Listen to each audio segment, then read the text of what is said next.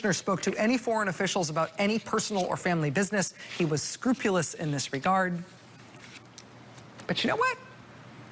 If he was talking to the Chinese government without any other Americans present, not even so much as a note taker, can he prove that he didn't talk about his business interests? Did the Chinese record the meeting?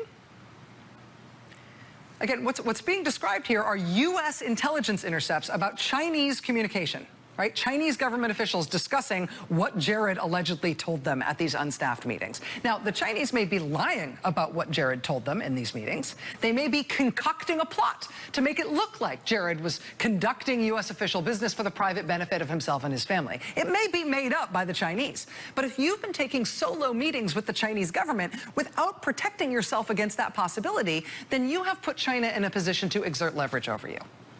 Right, when they talk in intelligence circles about people being compromised, this is being compromised by a foreign intelligence operation.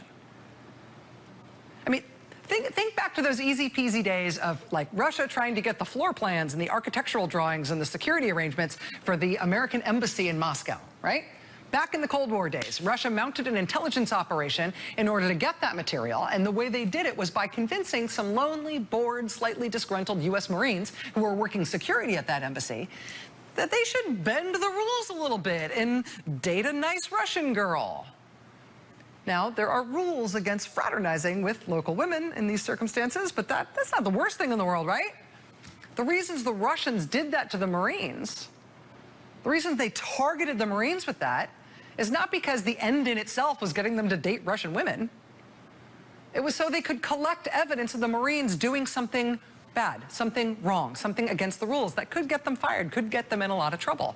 And then once they had that evidence, dead to rights, once they had that to lord over them, then they slowly and inexorably twisted those Marines into ultimately getting the real intel about the embassy that they wanted from that operation. That's how it works, right?